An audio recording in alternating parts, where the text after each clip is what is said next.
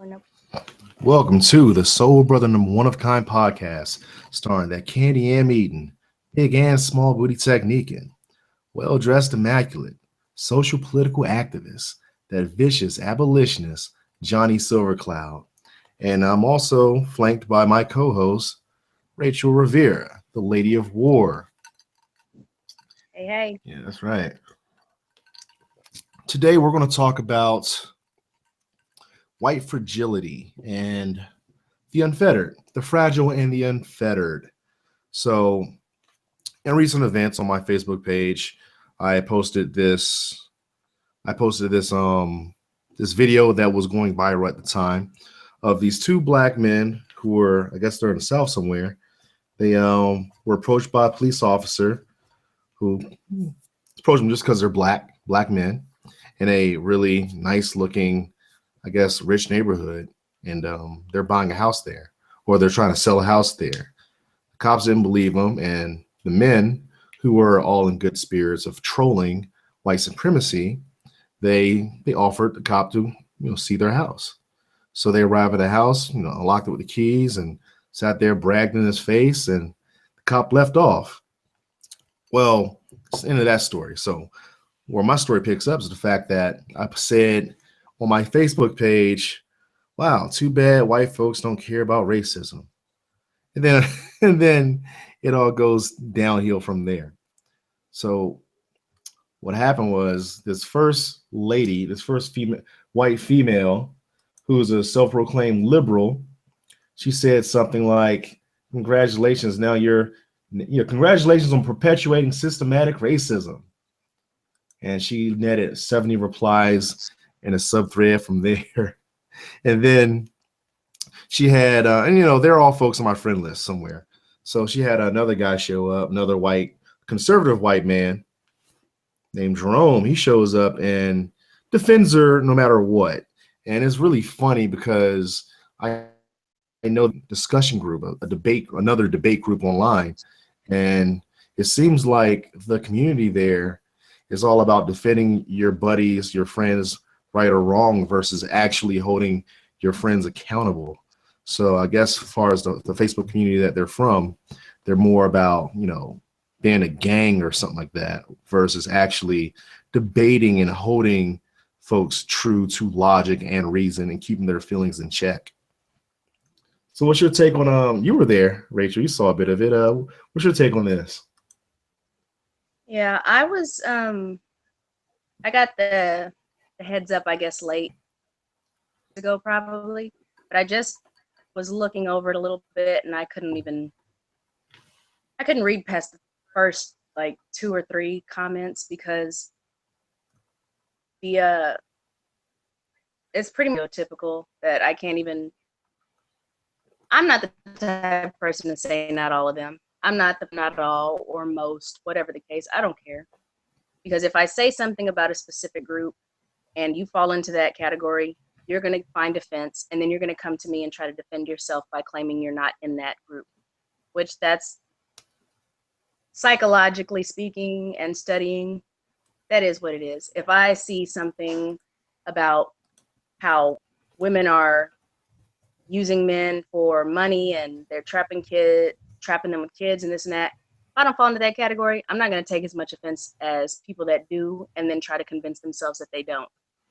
But it's very stereotypical that who have an occasional black friend or two are going to speak up and say, not all of us, some of us this, and what about this, or you should say this, because it's ingrained in them to feel like they know more about us or know more about everything than we do, even if it's something that we specifically only deal with, they don't. Yeah, the thing that cracks me up about this, about the response that I netted on my page was the fact it seems like white people think racism or the concept of being perceived as racist is more important to duck and dodge than actually being racist. Like that perception. Mm-hmm. Too bad white folks don't care about racism. And then they start to attack me, attack my thought, attack black thought and black expression versus tone policing, if you will, versus actually wondering, like, why do you feel this way? That's Mm. pretty fucked up. I think my white ass needs to, try to fix white people, because if you feel this way and you're my friend, damn, I need to fix this. I need to act. I need to do something versus, you know what? You shouldn't be talking like that because da da da da da da da. It just the thought Well, that the possible claim of being racist or so is on par with being like what's placed upon black people's shoulders. We're told that we're ugly. We're told that everything about us is about nothing. We're told that we ain't about shit. We're told that we're lazy.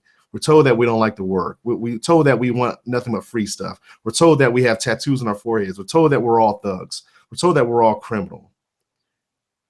So if other, you were to ask me what yeah. stereotypes, which baggage, what stereotypical baggage of stereotypes would you like? I think I would love to be called just the fucking racist versus, the ugly criminal deviant, sexual deviant. Mm. So I wonder where are they getting us where white folks think being perceived as racist, that's the end all be all to that's on equal par with what black people face. I think it is indoctrinated into them just as much as we are indoctrinated to hate ourselves or to judge our own and ourselves more deeply. They actually believe in their heart of hearts that being assumed a racist is just as bad as going through systematic racism and being paid based on your race, or people standing their ground, or finding you a threat, seeing you as a threat or a target based on your race. They see all of that as the same as us assuming they're racist, or them feeling like other people think they're racist, or us speaking on racism, or thinking that I don't deal with you people because of our history and your history with being racist and us dealing with it. And they feel like, oh, that's all equal. You're just like the rest of them. It's equal.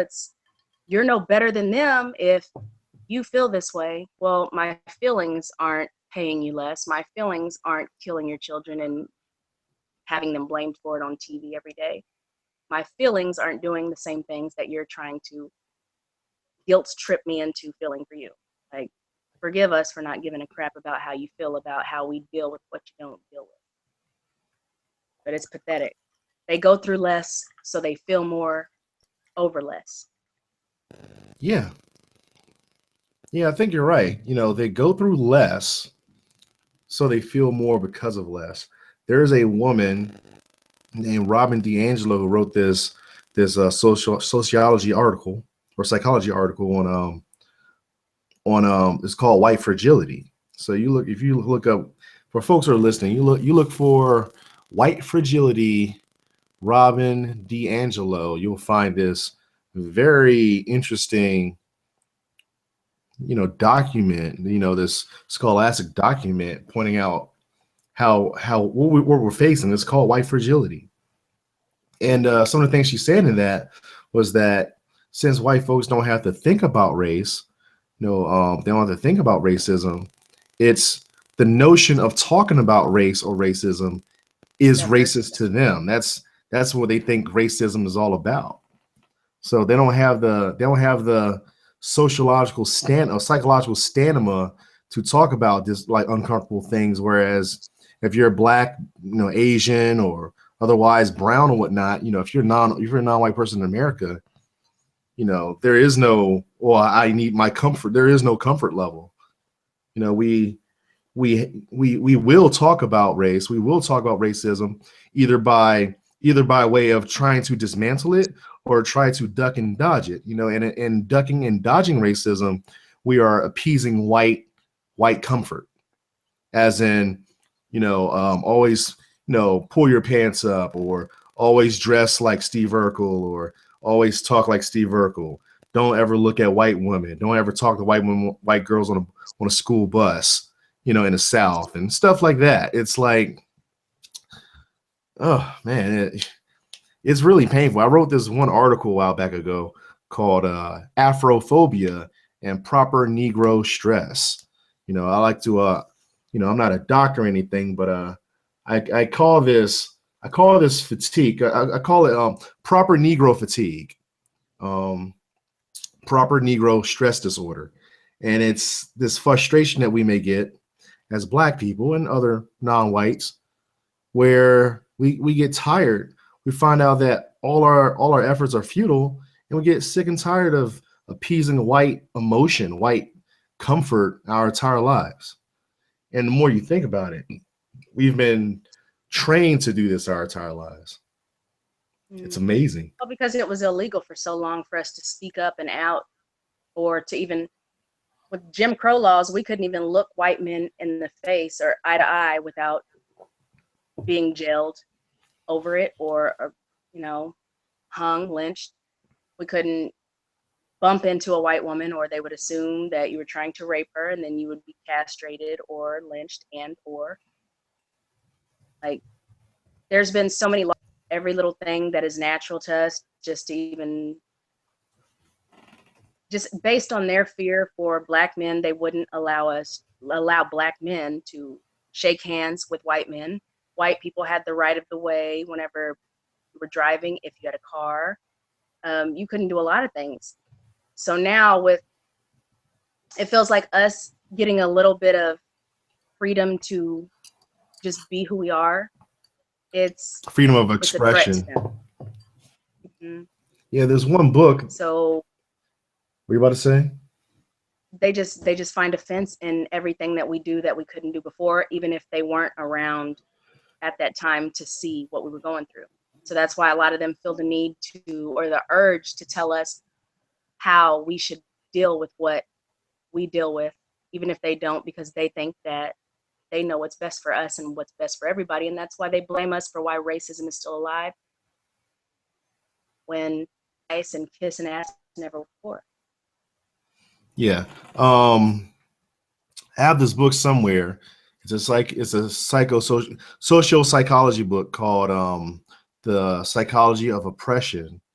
And in that book, I wish I had it at arm's reach, but I don't. But in this book, it points out the fact that when I like the terminology in this book. It uses words like the colonized and the colonizer.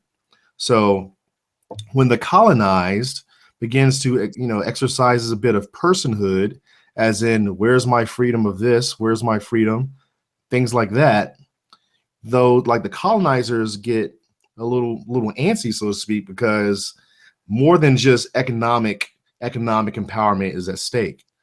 There's a psychological benefit to keeping the colonized where they are. And in this case, the colonized would be us, the Black people of America, versus the whites, who are the colonizers. So anytime in history, anytime in world history, where the colonized, or the enslaved, or the folks who are demonized, ostracized, they begin to exercise some personhood, like, hey, I have feelings too, I have thoughts too. We have Black authors, we have Black directors, shit, man, we have thought too, we have expression as well. This right here bothers me. Get the fuck, throw that Confederate flag away. You know what I mean? They get upset because there's a psychological dick massage, that's psychological breaststroke, that or dick stroking, that takes place with how you oppress and suppress minorities. Think about this. What about gay marriage? If you are a straight person, what exactly is it? Why oppose gay marriage? It's the same thing. It's like, there's nothing. I'm straight. There's nothing, and in being so, I realize there's really no loss on my part. Same deal. It's a psychological thing. It's I have this over this other person. This person is subservient to my sociological order. That's what that is about. Feel good jollies, because we say it's something that a certain group of people couldn't do before you. So whenever they get a chance to do it, it's like, well, it wasn't that great to begin with, because marriage, not all that fantastic anyways. It's a lose-lose situation.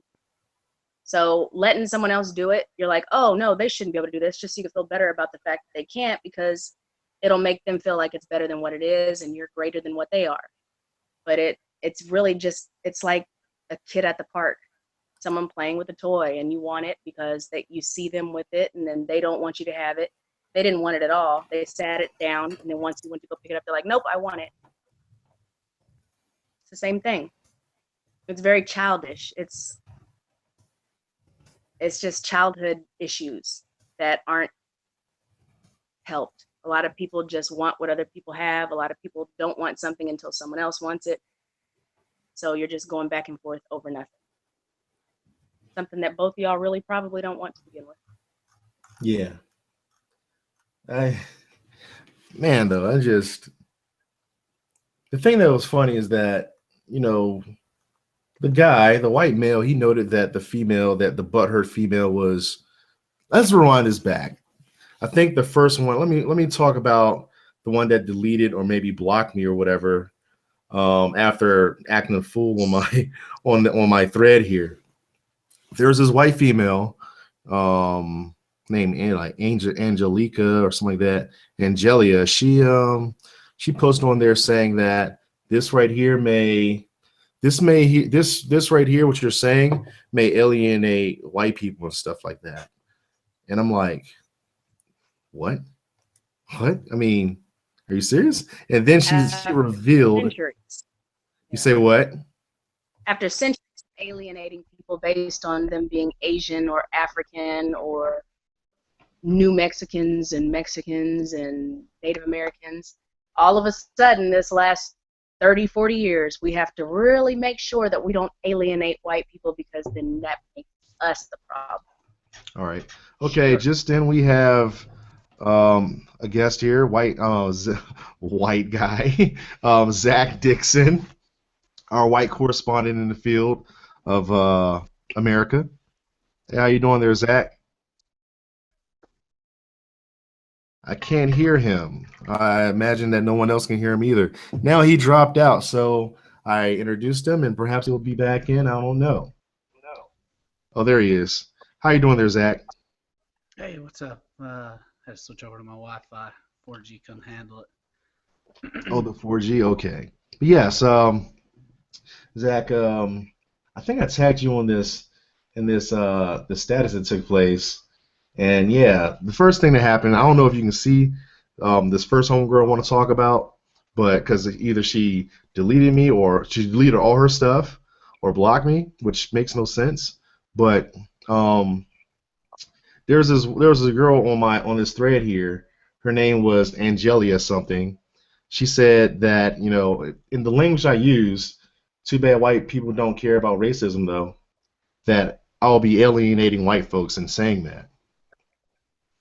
What are your thoughts? What are your thoughts on that? I mean, I think it was on the post about the cop that. The guys over. Yeah. Yeah. Well, it's frustrating. I guess white people don't really. I guess they think that everyone is equal.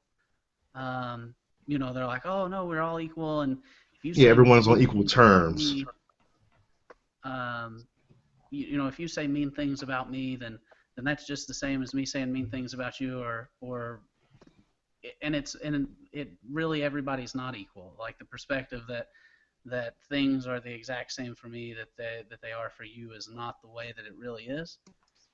And so you're not, when we make observations about videos like that, we're not really discriminating against white people. We're just drawing attention to reality, right? Yeah. And I think that white people, I think it scares a lot of white people. I mean, I live in Cleveland, Tennessee, and there's a county next to us, Polk County, and the guy running for state Congress in Polk County paid to have a billboard put up that said, "Make America White Again." Oh, wow. You're from that area? Make America White Again. Hold up, you're from that area? his argument was that, oh well, in the 60s, leave it to Beaver, and you didn't have to lock your doors, and everybody was happier back then. And yeah, if you were asking white people, because they could do whatever they wanted to whoever they wanted and just get away with it. But I'm sure if you ask any minority, oh, were the 60s a great time to be alive? I mean, it was not. It was not great for everybody. You know, minorities, especially black people, were having to do a lot of work to get even close to the same rights that white people had. But I think white people are at this point where they're realizing that power is shifting, you know, and it's not happening quickly, but it is happening. I think they're getting scared. They're like, they realize that in, you know, 2-3 decades, they might lose white privilege. But if we were all equal, then what's the problem? I mean, aren't black folks all just making this stuff up? I mean, aren't we just lollygagging, bullshitting, and just like looking for reasons to be victims and stuff? Oh yeah, definitely. That's the perspective that they take. The guy that I worked with was in support of the billboard, and what the guy was saying. And I told him, I said, look, I said, the county that the sign is up in, I think, has 5 black residents. And I told him, I said, do you think that guy still feels comfortable leaving his doors unlocked? And he said, well, no, you can't in today's society. I said, well, isn't the majority of the county white? So it's probably not a race problem about not being able to leave your doors unlocked. Like that argument doesn't make sense at all. And it's just frustrating because you can't get a lot of white people to come to that understanding. They just refuse. They're like, no, pull yourself up by your own bootstraps. It's like, no. So these people weren't even born with boots. Like, they don't have straps to grab. You know, it's frustrating. Wow. What's your take on this, Rachel? The majority of people from my neck of the woods, being, well, black and brown, a lot of us that do the robbing and stealing or whatever the case is people within arm's reach, because we know for a fact that if we go to a white neighborhood, we're going to be pulled over quicker than anything. And statistically speaking, we're more likely to kill, steal, deal to our own people. So we're always the scapegoat whenever it comes to white fear and the victim blaming and shaming. It's a bunch of mess. And then not only that, but they have their insurance. They're insured. All their stuff is insured. With us, when we lose it, we lost it. We got to get it back. Yeah, the thing that like when it comes to criminality in America, the thing that blows my mind is that white supremacist types, what they are doing is that they're using who's being scooped up by the law enforcement system. But if this one group is over policed, well, of course these folks are getting arrested more. You know, I saw someone if the on your police let more of these folks go, then of course you're not going to see any of these guys locked up or whatever else. They're under policed. You think these members don't smoke weed? Someone on your page that was just talking about that. He said, well, if the police weren't policing this area, the homes wouldn't be as valuable as what they are. Well, yes, the wrong I dude, guess huh? the ghettos must be priceless, because it's like Naziville over there. Like anywhere we're at, the police are there nonstop every single day. We know that when the police shift ends and when the next police come in, we know the police by name. They know us by name. It's something that is on a regular basis. So to say that that's the only reason and it wouldn't be worth much if they weren't there, that's a lie, because the police are not there in the suburbs nearly as much as they are in the hood. Yeah, that's categorically hilarious. As a matter of fact, in D.C., since we're having a lot of what's that word? Not gerrymandering, but the thing that comes after that, the white folks gentrification. There we go. Yes, we have a lot of gentrification taking place in D.C., where they raise the prices of homes, which pushes black folks out, and white folks come swooping in. Now, so you have a lot of, so D.C. is re-diversifying as being a mixed group, because it was a chocolate city for the most part. And everybody in D.C. just worked. They lived in Maryland or Virginia. Anyway, there's white folks who are calling police for nonsensical things, like a black guy working on his car. They're like, there's a black guy with the hood open on his car and all this other stuff. And the cops are like, are you serious? I mean, because the cops is to D.C. Many of them are black as is. So it's like, dude, are you serious? You know what I mean? So even the cops are complaining about in D.C. They're complaining. They're complaining on the white people that are there, calling them for nonsensical things. They see a black person somewhere. And here's the thing that makes it even more frustrating. That black family been there for generations. You just moved there. You're new. You know, you're Columbusing D.C. Get the fuck over yourself. In Chattanooga, as is right up the road from us, and gentrification is happening there, and when they talk about it on the radio, it's all white talk radio hosts, and they're like, oh my gosh, Chattanooga's undergoing this great change, and these rundown neighborhoods, they're having more and more money invested into them, and property value is through the roof, and they're just really nice neighborhoods right now, and it's really like, you're talking about the houses, you're not talking about, like, it's not the same families that lived there before, these rich young white people moved in and drove the property value way up, and now these poor minority families have had to move somewhere else, or it's really frustrating, because gentrification is another one of those things that, like, white privilege, that white people just pretend is not a thing. They're just like, oh no, well, they just need to get a better job, and they can live there too. It's like, do you even understand how property tax works? Like, Black people can have a better job and lower pay. That's kind of how it works. Yeah. Like, that's why they say there goes the neighborhood. Whenever a black family moves in, the property value literally goes down just because of them. They don't have to have a background, a negative background, anything. A black family moving in drops the property value in a white neighborhood automatically. I definitely want to talk about, like, since you're here, I want to talk about this Tennessee cat. This Tennessee cat who with that billboard, because when I first heard that billboard, was my initial emotion. Do you know what my initial emotion was? Mm-mm. Relief. And here's why. I am so sick of how dishonest racism is when it comes to, like, with white people, how dishonest they are. All this intellectual dishonesty and all this cloak and dagger bullshit. All this learned behavior, but no change in racial ideology bullshit that white folks do.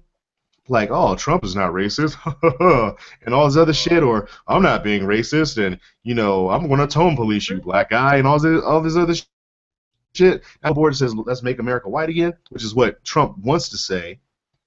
I'm like, I'm relieved, because at least it's in my fucking, like, racism, this cloak and dagger stealth racism shit is so stressful to deal with. All this intellectual dishonesty is so stressful to deal with. When I see a blatant racist, it's almost like I want to shake this guy's hand, like, hey man, at least you're fucking honest. Thank you, racist, for being fucking honest. That's what goes on in my head, because that's why people flip out when I say I prefer Trump over Clinton. Yeah, I mean, he's honest. Hold up. You prefer them speaking, or you prefer them in power? In power, because he doesn't have any backgrounds of screwing people over regularly and cutting corners like she does. Oh, she I mean, because I'm definitely. I don't like none of them, but the way I see both. Looking at Trump and Clinton, I have no idea why the Democrats think that they'll put a very flawed candidate up on a plate, up at the mantle, up at bat, versus Bernie Sanders or Joe Biden, who will mock him. Joe Biden beat him in his sleep. Now, the thing about Clinton versus Trump, reason why I reluctantly choose Clinton, is that you have one person who stands for something, but he stands for all the wrong things. He stands for racism, bigotry, and all this other stuff.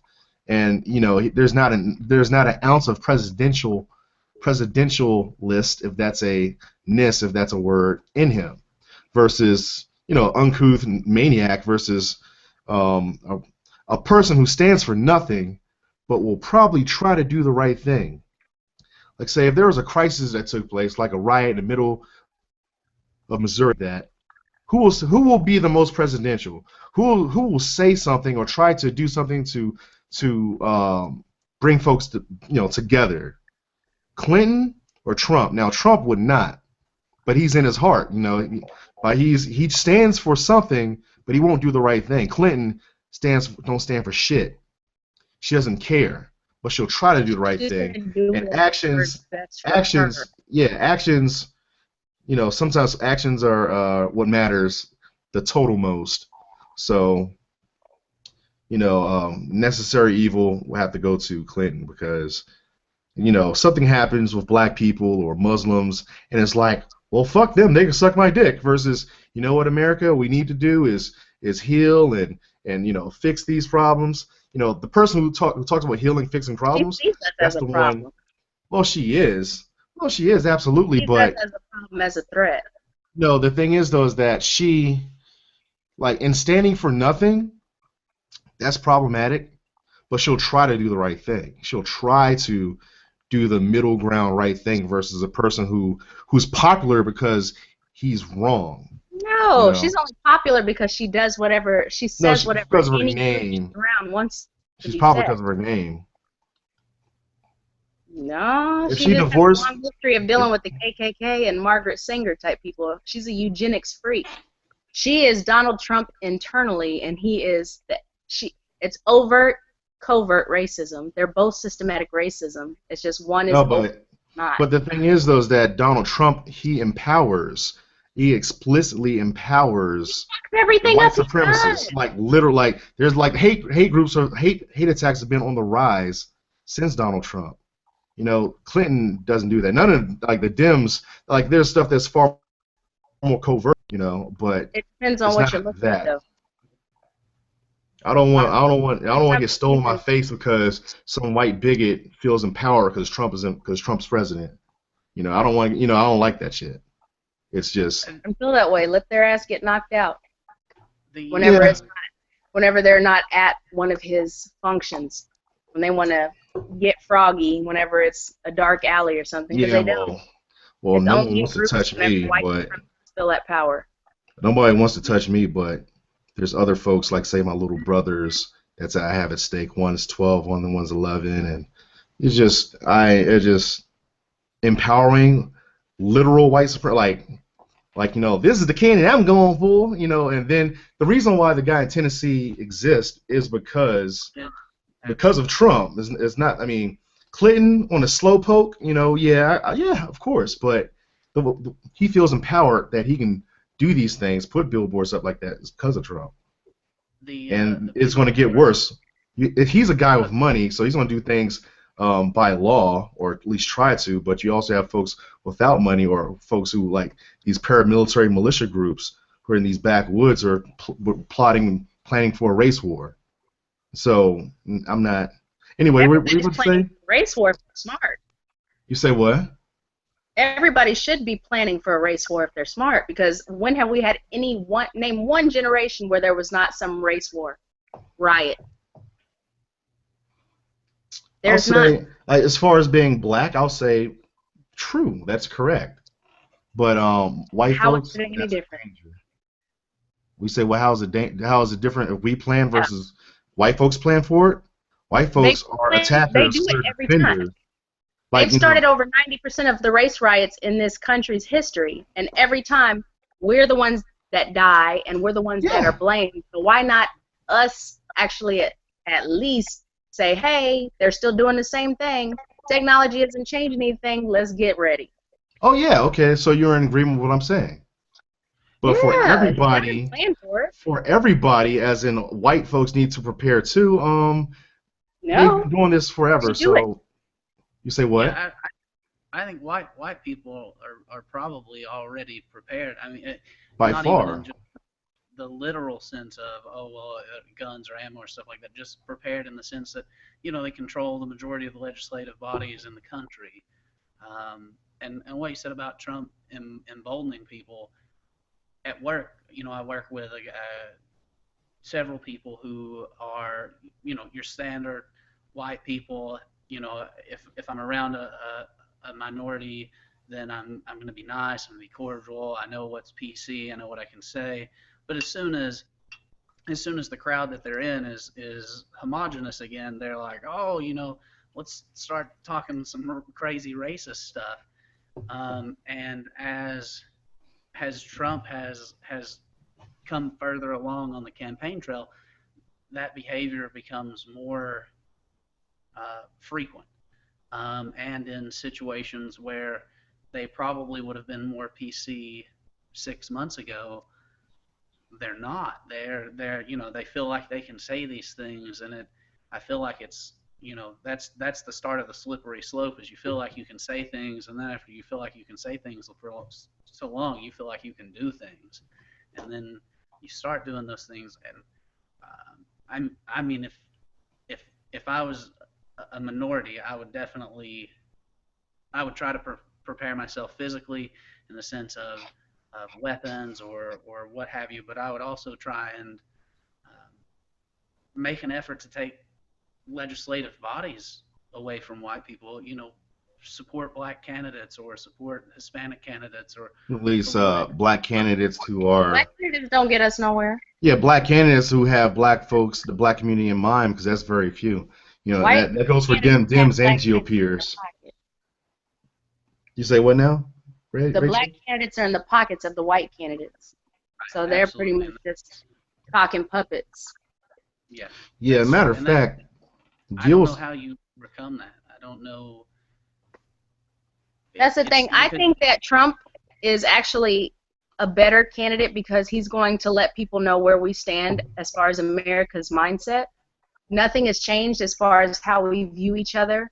If you ask anybody about a Mexican or about a black person in America or about an Asian in America or about a female in America, about a white person in America, everybody's going to have similar, as far as the majority goes, everyone's going to have similar bigoted views and ideals. Ignorant, but similar, because we don't actually pay attention or see or care to see or know people. So once Trump hits, they're going to see where we stand, we're going to see where they stand, and then shit starts to happen, because law is only paperwork when it comes down to it. And the reality of the situation is this is nature, and it is our nature to either fight or go on and die off, and that's it. So once we see that people actually have this idea of the good old days and they want the good old days back, give them the good old days back. Give them this whole idea that they want back.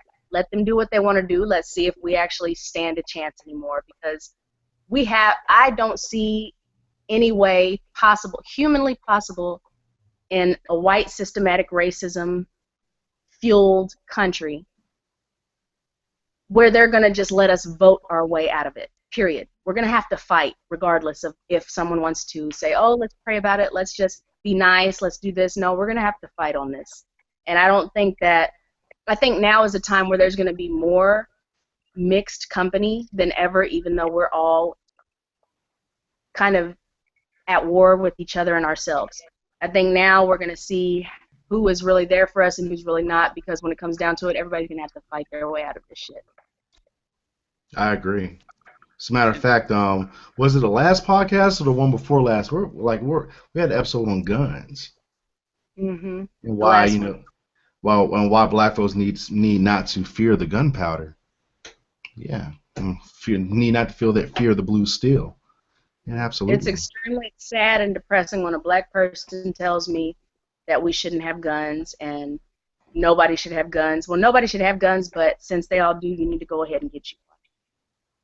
Well, I don't agree. No one should also have, a whole lot of stuff. I mean, shoot, no one should have a TV. Why not? I mean, why not just? People shouldn't be raping people. People shouldn't be fucking animals and babies. People shouldn't be stealing from other people. People shouldn't be doing a lot of stuff, but everybody does it. Not everybody, but a lot of people do it. There's hella people that are doing a lot of stuff that shouldn't be done as far as we think, but other people don't feel that way. So you need to at least get yourself as close to even ground as you can. Because if there's a flood coming, you're not going to sit there and say, I don't believe in this. I'm just going to go down here and just wait it out because I don't agree with water. I don't agree with dying by flood. No, you need to get to high water, get you a boat, get you something. Do something to keep yourself safe or bye. Yeah. There's no other way to say it. Nothing else to do. You got to protect yourself or just give up. Yeah, this podcast. Oh my God, this thing just hit me with audio disc maybe full, unable to save recording. Oh my, I can't believe this freaking program here. I gotta set my program thing up because this thing's really irking me.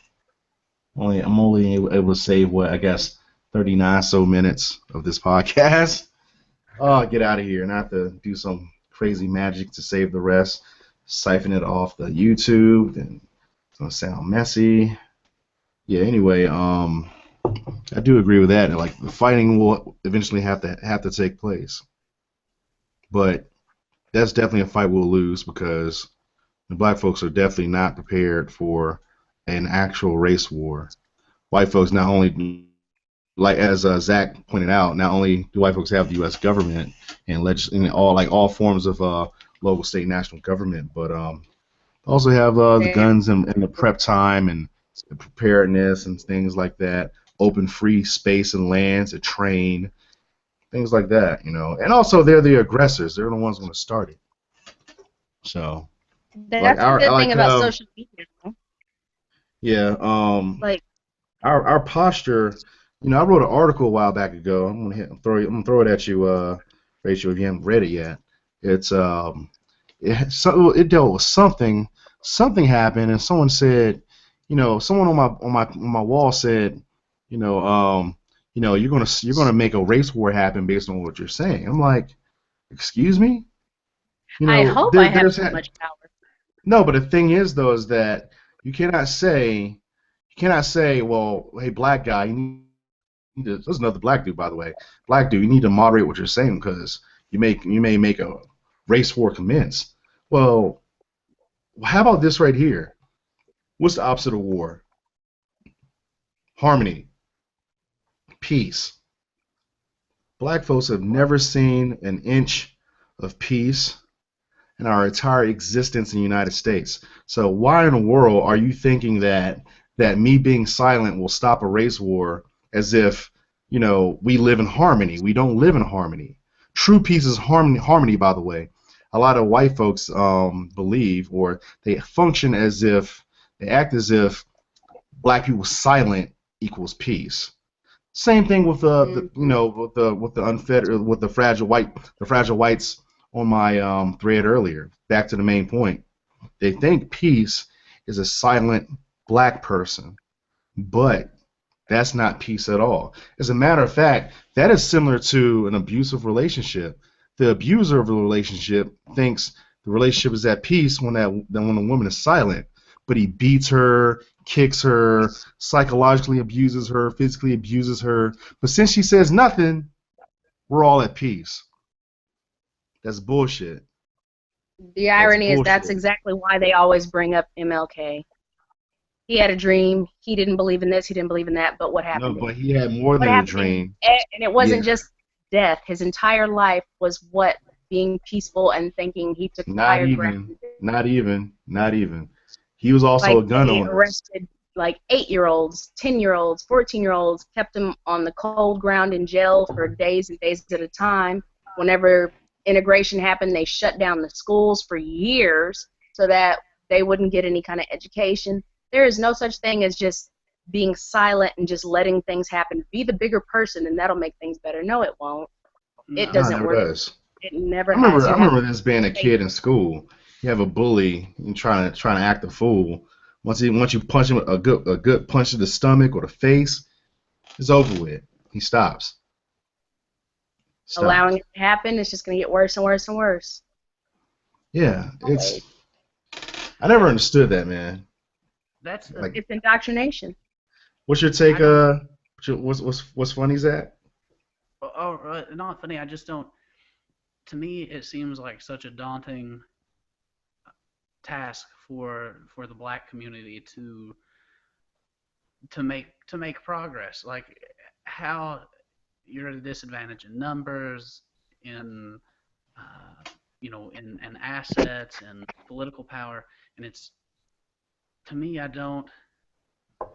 I guess I have a if I was in a similar situation, if I was in that same situation, and it could be in pretty much any context, it wouldn't just have to be racially, it could be in a sporting event. It's just like how how do you fight that fight? Like how do you I mean like you're such a huge the odds are so against you. I mean like the guy that got pulled over in that video. He had $300,000 house in a nice neighborhood, and he's still getting hassled. Like, how how do you overcome that? Like, what? I don't. To me, that's It's a it's complex I don't. question. It's with a complex answer. Yeah. Well, Absolutely. everybody's view of winning is different. And unfortunately, a lot of black folks have this fear of death, even though we're all going to die. So they try to elongate the process, so they try to silence everyone else out of their own fear. And You they know say, what? well, how are you supposed to, we don't have the numbers, we don't have this, they have a war, they have this, they can kill us, and da da da, they can't kill us all. And even if they could, if we're fighting, if we're at least standing up for ourselves, how is that losing just because we die a little bit sooner? How is that? I mean, it's either that or we sit around and wait and then just hand that off to our kids and let them deal with it, which is going to kill us in an even longer amount of time. We're going to sit there and stress ourselves and then stress them and then worry ourselves to death because we couldn't do what the young kids in every generation do, and that's fight. What You they know do what? is they catch these young kids that are fighting and shooting and doing these things like this, and they put them in jail so that they don't have the time or the chance to actually stand up and fight for us all. You know what That's why though? if it came to war, It's interesting I you would said break that. all the prisons open and let our own soldiers go to war, period. I think it's interesting you say that because part of the death thing, part of the system, the psychology of oppression, is that as that book follow, as that book states, is that one thing about the oppressed is that they have a great fear of death versus the oppressor who do not. Well, I mean they have a fear of death too, but it's different though. They're not controlled by it. So I think In it's pretty history, when interesting they you die, they answer live on forever because they write history and they that. make themselves this great big thing. And Yeah, all of our absolutely. people who did all this fighting and stuff, they just ignore it and forget about it, and then eventually we do. So it's like, oh, you either live now or you die, and then everybody forgets about you. I could live now and nobody could know about me at all, so I don't care. I know about you. I know about you. I ain't gonna let nothing like that happen. There's a thin line between fearlessness and stupidity, and I just don't care either way as long as I feel in my heart that I'm doing the right thing, even if I'm doing the wrong thing for the right reason. And that is just what it is. And a lot of us need to get it through our head that we're all going to end up dying very quick or very slowly. It's one way or the other because it's a one-sided war that we're not even fighting it. And us pretending it doesn't exist isn't going to change the fact that we're here. Do you Yeah. think that do you think that it's a war that can be won at some point? Do you think there will ever be a point in time where we are truly equal, where at least uh, you know yeah, well, yeah, No, where we're truly equal, and so I no. think that like right now we will lose. The thing about the big black time. community, the thing that black community don't understand is that it takes every fighting force has a standard issue military. These are uniform guys you see everywhere. You have the folks you don't see, the agents.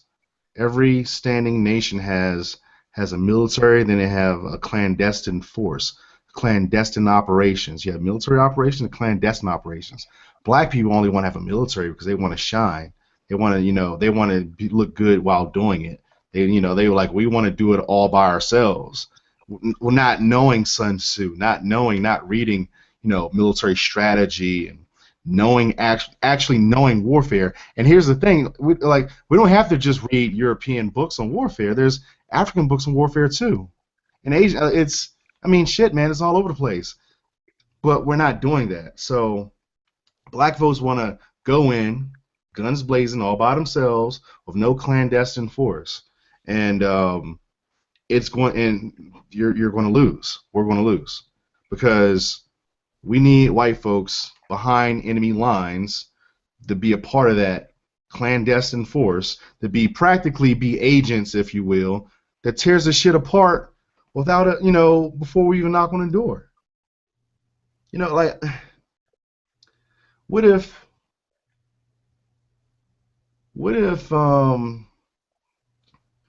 you have, like, say we're America, right? And white folks is Russia.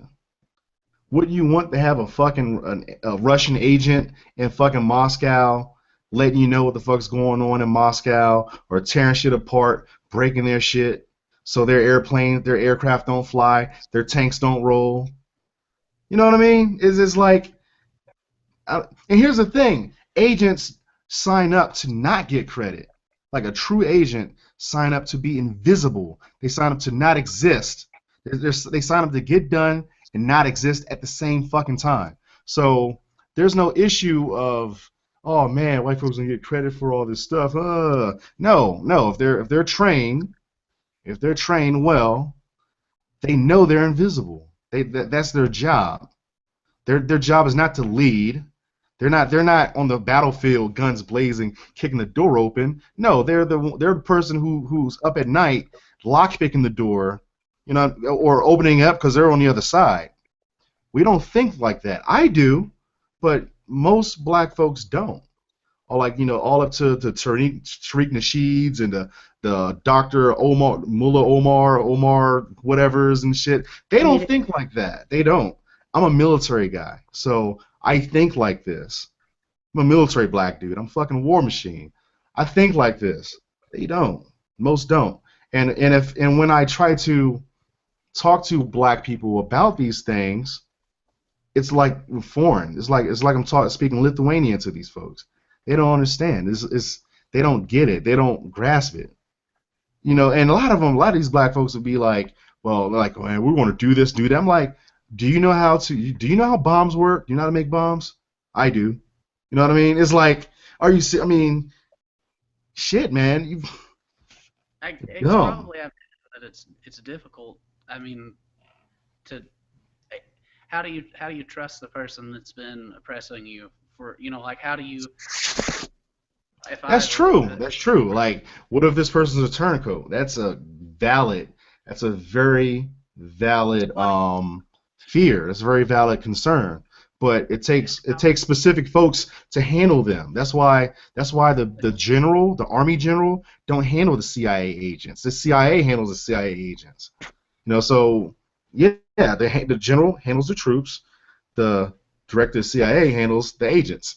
So let the spooks handle the spooks, and the troops handle the troops. Now you're gonna have folks who are a bit cross-trained now, of course, but like say for me, like I try to enable white folks, like I'll say agents, if you will.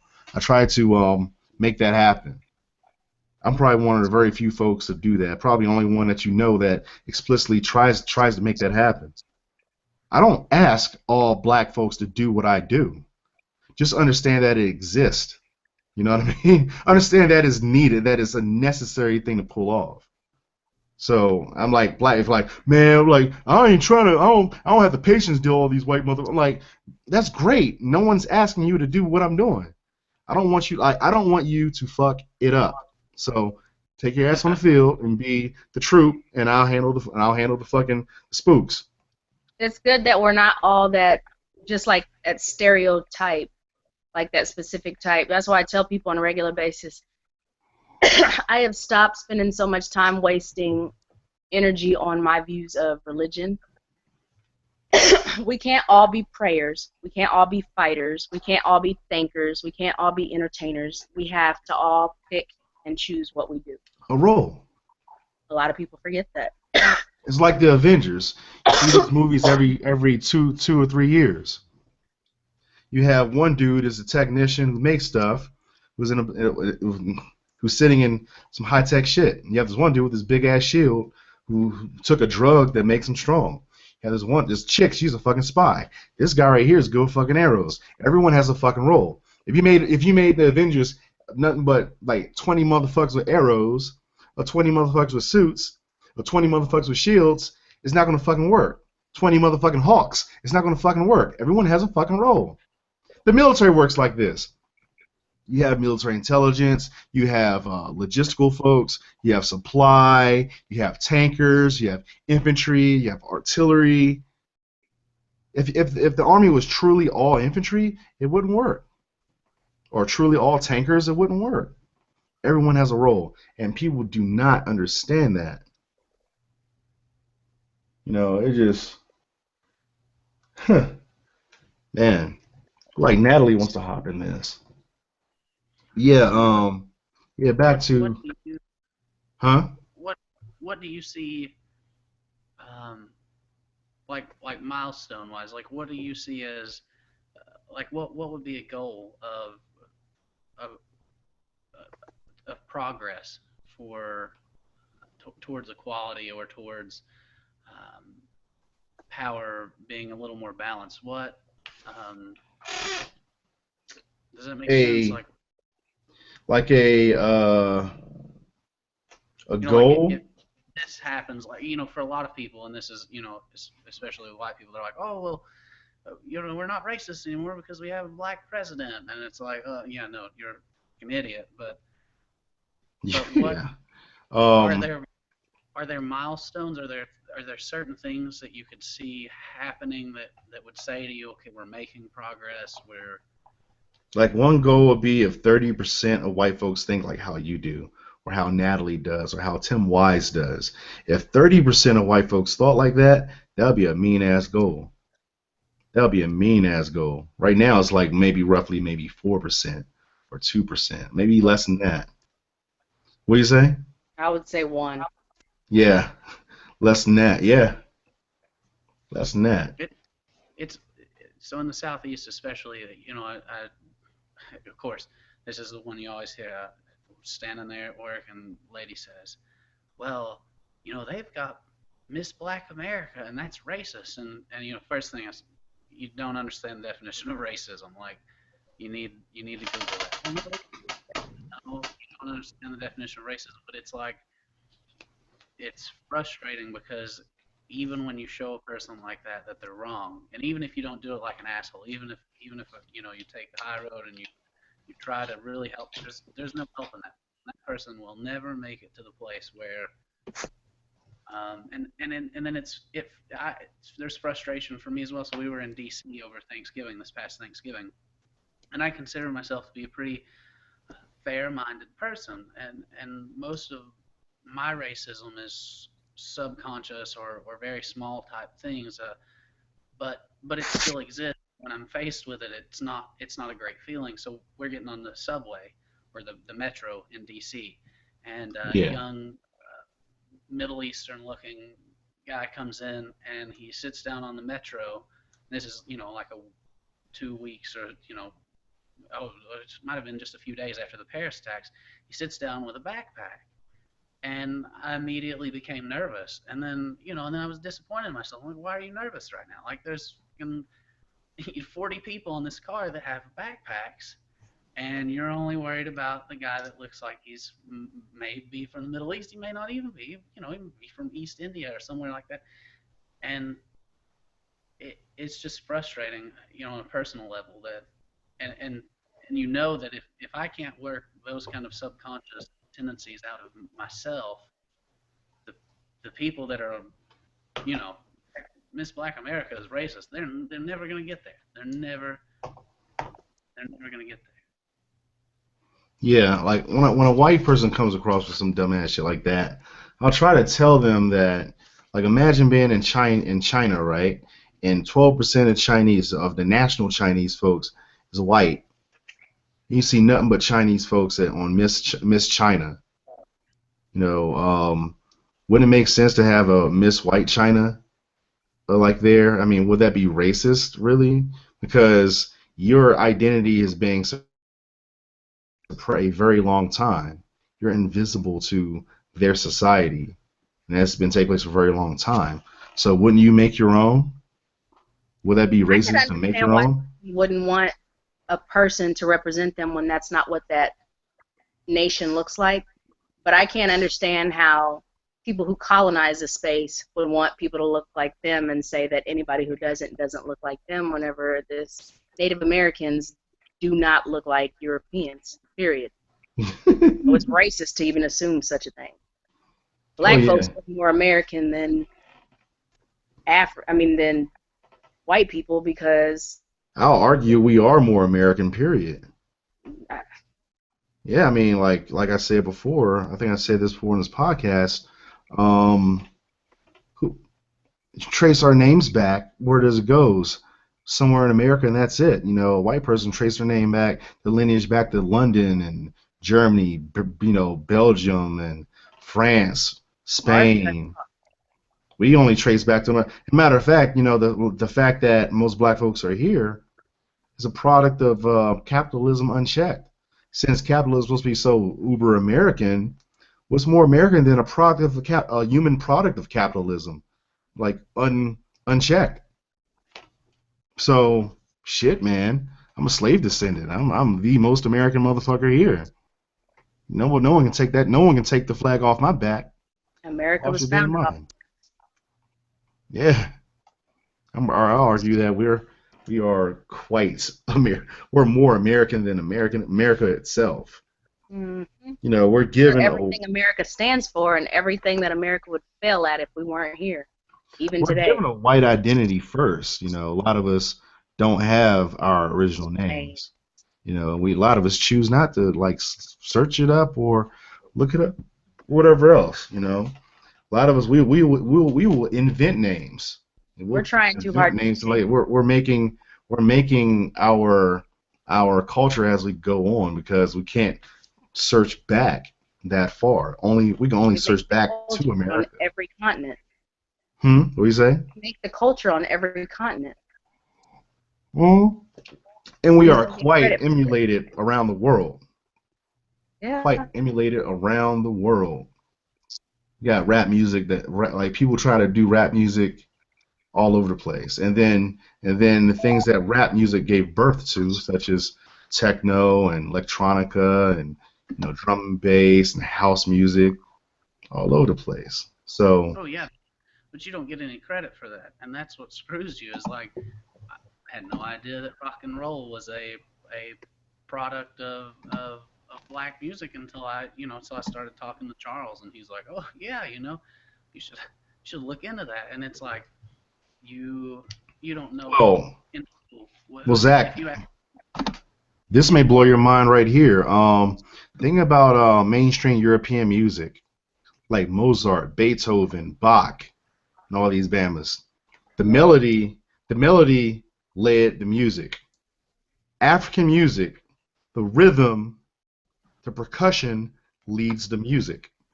So every form of modern music is influenced by African music, African Mm-hmm. expression, rock Regardless of music. what language They're spoken. like they follow the drum. Jazz, they follow the drum, and they freestyle as well. Use instruments as if it's a voice. Um, Country, they follow the drum. Folk music, bluegrass, follow the drum. The whitest of the whitest of the whitest music here in America follow the drum. Thus, is influenced by African music, African expression, black expression. So, yeah, that might just blow your mind right there. But hey, think about it. We don't oh yeah, sound like, American music don't sound like Beethoven and Bach anymore, where somebody just goes off at the piano or goes off, you know what I mean? Anyway, here we have Natalie Slaughter, aptly named Miss Slaughter. She was she was the most active white abolitionist writer speaker that was confronting these white ignorant folks, the racist white folks who thought that they're not, the I am not racist white people, which is something in itself. Yeah, I came across the post accidentally and sort of was blown away a little bit by the ignorance.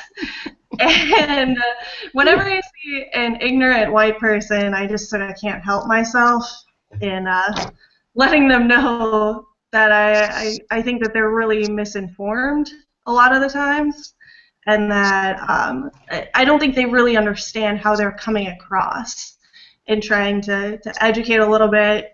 Because the more I think about it, there's just like different levels of talking to white people about racism, and a lot of white people just haven't thought about it critically in any way, shape, or form. And I mentioned this in the post that white people we don't talk to each other about race at all. Families typically don't talk about race, and I think trying to talk to other white people and get them to realize, like, it's okay, like, we can talk about this and you can think about this, but you need to realize how your words come across and realize that everybody has blind spots, and for white people, racism is one giant blind spot, and talking about it from a place of pretending like you have authority really makes you come across as a racist jackass, basically. All right, since you were there the whole time, like throughout the entire thread, I want to ask you a couple of questions, like your assessment of the couple of characters there. The first one that came to mind, I thought was probably the closest to actually being a possible ally was the girl named Angelia, who I imagine she took me off her friend list after someone said something else. Wasn't even me, but someone else. Percival, whatever, and then I find out, I'm looking around, I'm like, I can't find her old stuff, so she either blocked me or erased or deleted her shit. Really? So, yeah, That's you remember her? The one that she said that she studied sociology, that one? Oh, God. 101, so clearly you're like an expert on racism? That one? Yeah. What's your take on that one right there?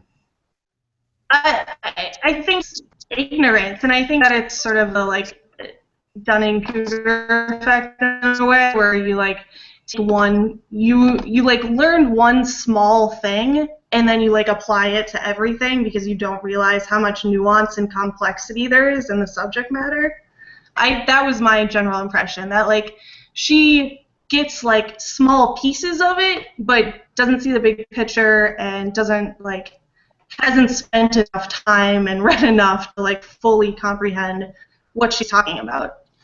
I thought that she might have been like a stealth genius at first before, the deletion or blocking, whatever she did. She was really butthurt, but I thought she might have been like a stealth genius because she actually displayed white fragility, and technically that's what she was talking about. Like, pretty much her argument was you need to take white fragility into account because you're going to alienate a lot of your like potential white allies. That's pretty much what she was saying. And then she did not say I was wrong.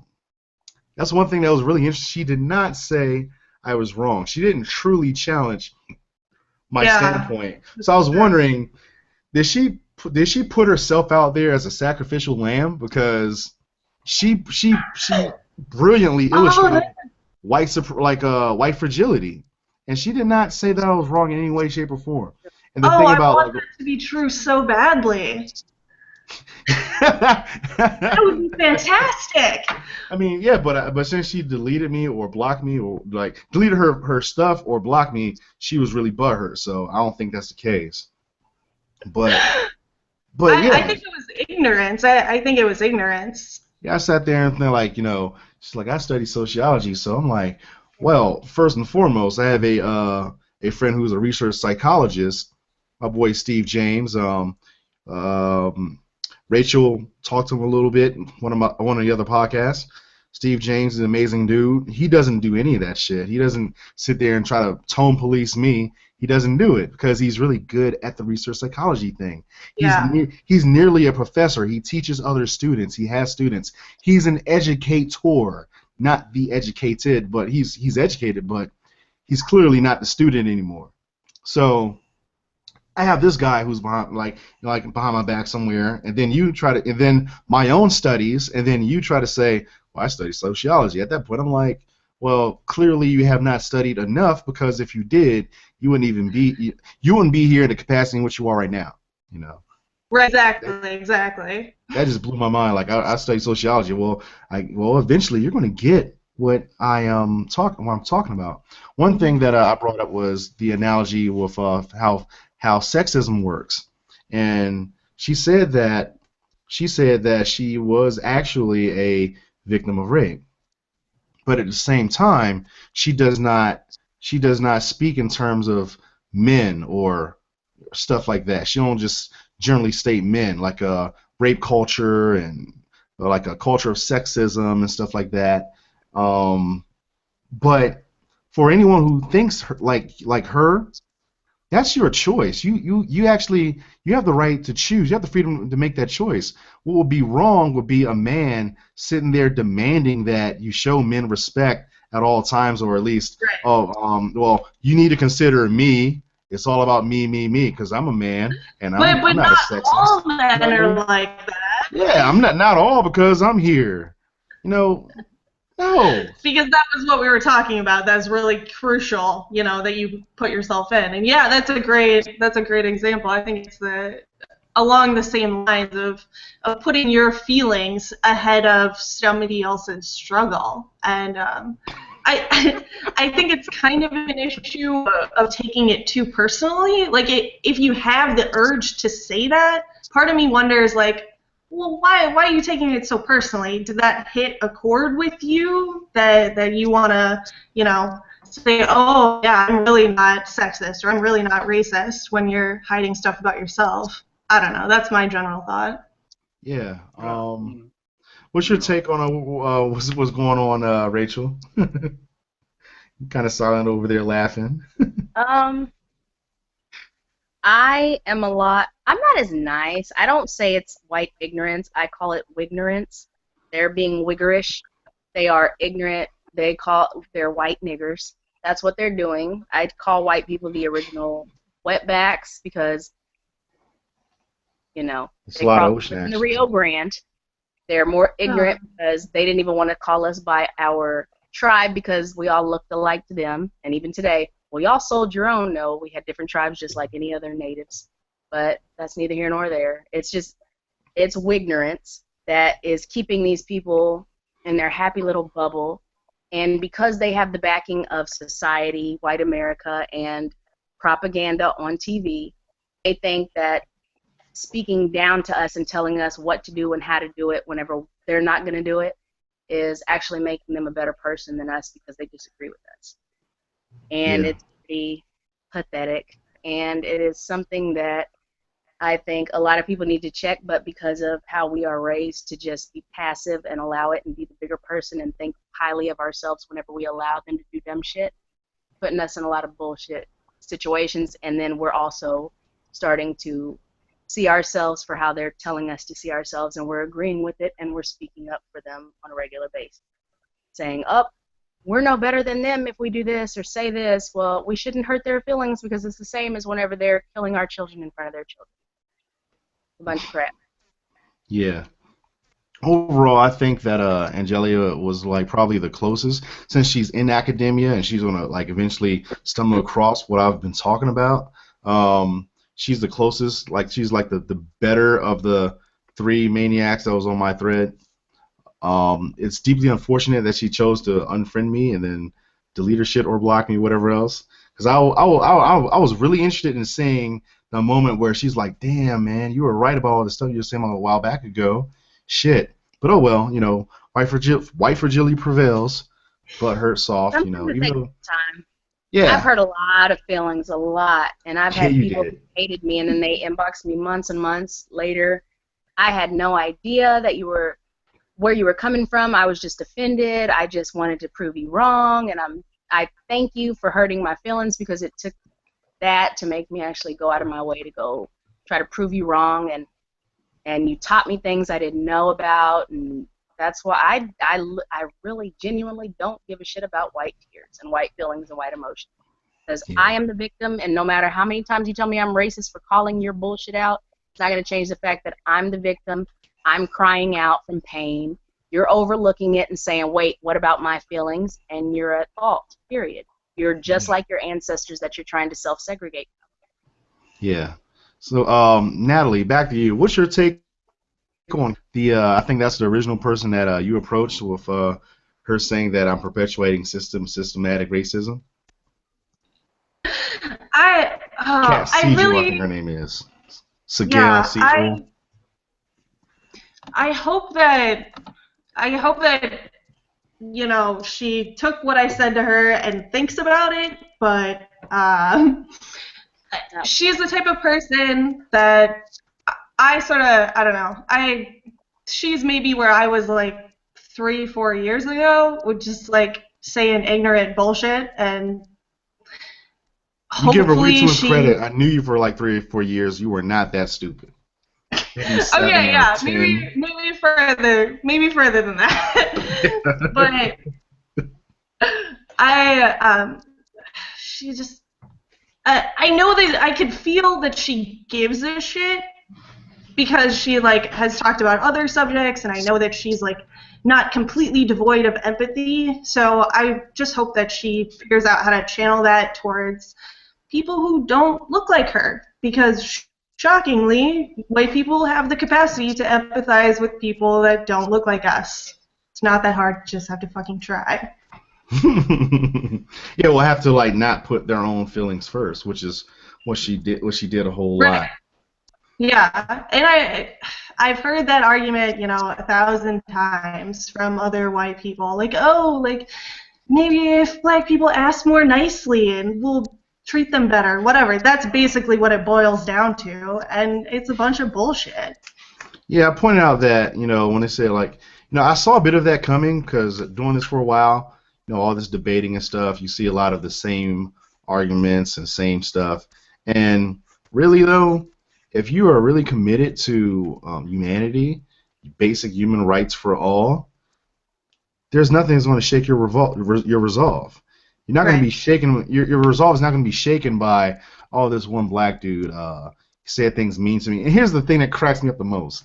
And Rachel is going to laugh when I bring this up. I am quite fucking tame in regards to approaching white folks and telling folks how it is. I'm a man of great measure. I'm not really kirking out and like in like sticking my foot up people's asses and shit, calling people's names left and right. You know, Natalie, you've seen this on my phone. I've never seen you, you know, start just going off on people and being rude for no reason. Like my homeboy Edmund. I do. Yeah. I don't know. I haven't seen you like Edmund though. Maybe you do it. Maybe because you look good and looks cute with you. But Edmund though, he's saying crazy stuff. That guy's he just is nonsense. He's he's kind of cartoonish with it, but yeah though, Kat, she's a liberal, and she was butthurt, and she said multiple times, she said it's not about her feelings, you know, and it was. As a matter of fact, the other guy, his name is Jerome. Yeah, Jerome came through, and he's like trying to argue, and he's pivoting left and right. He has no ground to stand on, and he said something like, "Well, what about how, like, you know, what about Kat though, or how he said something like that." I point out, like, look, you know, Angelia, Kat, and you said it's not about y'all feelings. If it's not about Kat's feelings, then you need to quit invoking her name. You know, she is not among my thoughts when I say white folks generally don't care about racism. Well, until now, since you proved that you don't care about racism. Well, now you brought it up. Shit. Yeah, since you did put it on display, but it was not among my thoughts. Shit, man. And then he said something else. So I was like, so either it's really about your feelings, you've been lying your asses off, in which case you need to take Steffi's and Natalie's advice and not make it about you and then proceed from there.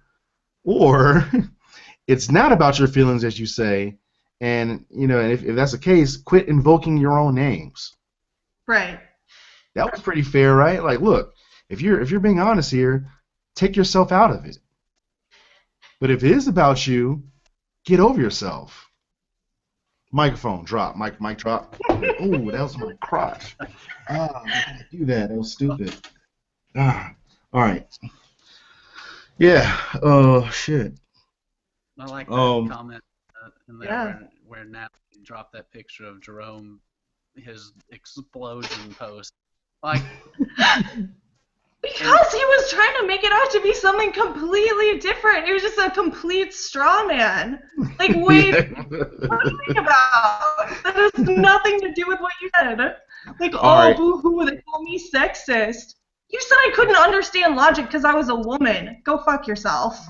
Yeah. Hey, let's talk about Jerome. That's the third dude who was like the total worst, who dragged it out the most, who's What's your take on Jerome? What's your assessment after debating with that guy?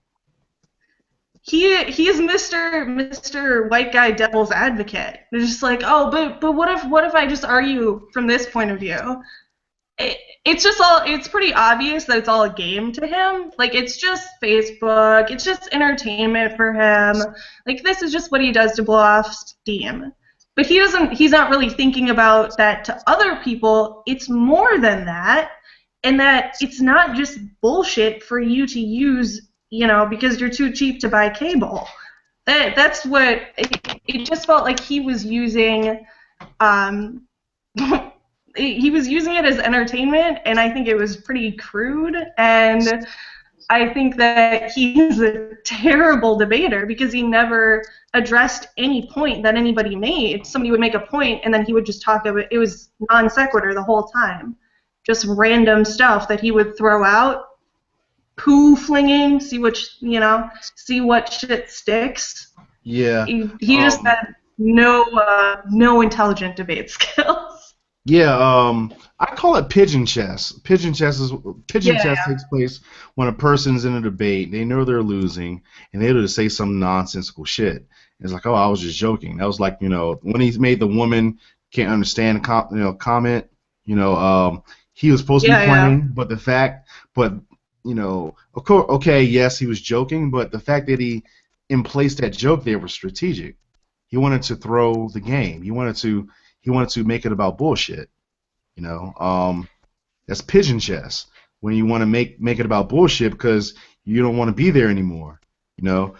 I've done this before. I've done this with Natalie before. When I say like your mom stuff. So I remember it was something. Natalie's like, sometimes it's funny. Yeah, I throw games all the time. Yeah, it is a game though for him. Here's the thing too, though. These guys are on my freaking friend list, so I couldn't possibly be that bad to them. They can't be that bad to me either. So why they're so butthurt, I have no idea. Well, I do, but the point being is that that shouldn't exist. That should get over themselves. I mean, holy goddamn. Jerome, he played all the games that white people play in regards to race relations. One of the things that he did that kind of irked me was the notion of, he kind of put this idea in the air, and Kat kind of co-signed it.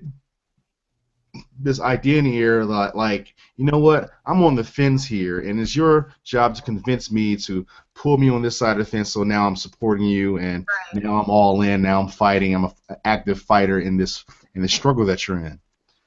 That's bullshit. You're not, like, your starting point. I'll rephrase this. You already decided where you were the moment that you stepped on that thread. That drink like it's good. Oh snap. Anyway, you decided where you were already, like long before you even met me.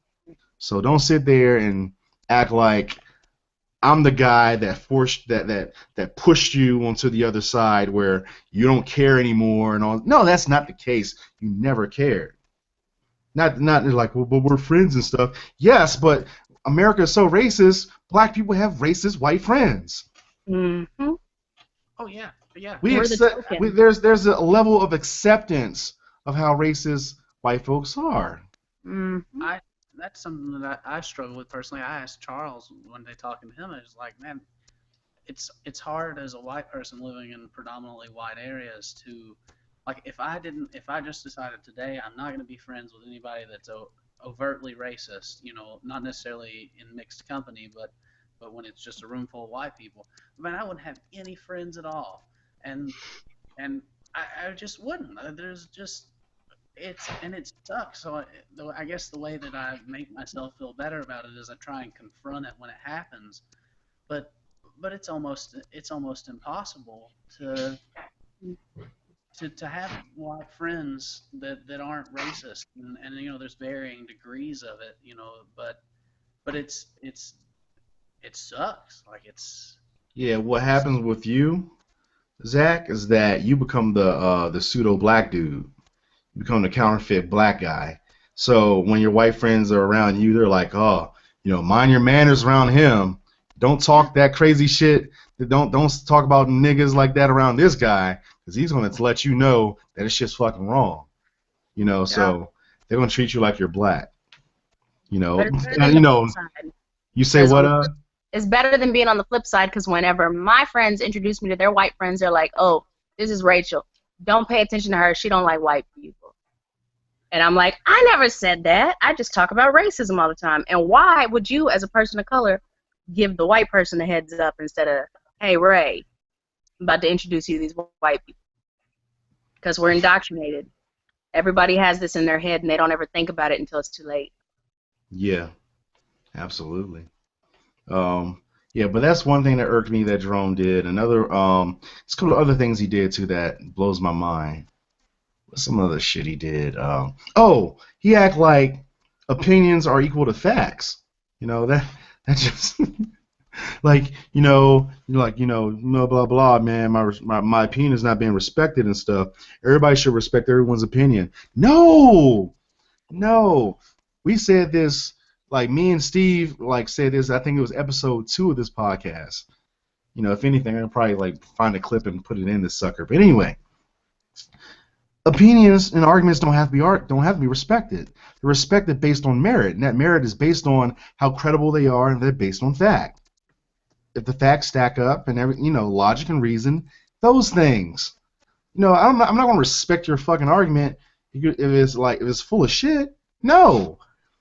I respect you to an extent, but keep in mind, the more you throw this bullshit my way, the less credibility you have. I want to treat you like you're a less credible person. And the thing about, and when it comes to being a man on this planet, that goes for y'all ladies too, but I think it's my job to keep men in check. Is that the thing that makes a man is his actions and his words.